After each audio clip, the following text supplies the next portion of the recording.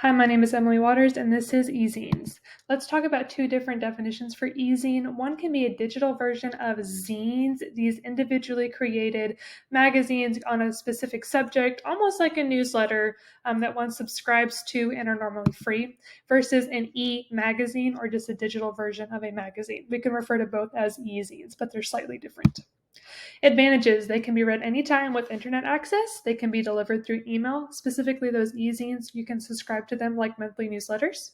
More than one person can access an eZine at a time. It can be published quickly. The eZines are often published and released on a weekly basis. eZines can be searched in an eZine directory. E-magazines would also have their own directory, like an e-journal. They do not take up library space, and eZines relate to a specific topic of interest. Disadvantages: you must have a computer and stable internet connection to access them. eZines require a subscription to receive regularly. Magazines, you might have to pay for a subscription. eZines are more likely to be free. There are too many eZines available to include them in OPACs. Specifically, those eZines are going to be something you have to find on your own through a website and then subscribe to them. They're not always easy to locate because of that. The eZine directory is slightly difficult to navigate, and it may not be as high quality as the print version.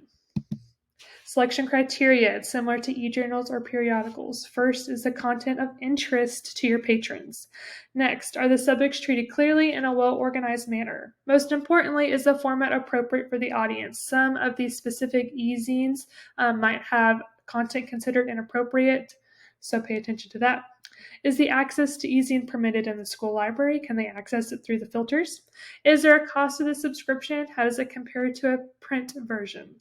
Is it easily accessible or available? And is it regularly updated? Implications: consider whether you want to offer the magazine digitally or in print. Something to consider is getting print versions of highly popular magazines that kids want to access regularly. Or in getting digital versions of magazines typically used less. Something also to consider: if tons of kids are wanting to look at the same magazine, you might need to get digital because then more than one can use it at a time.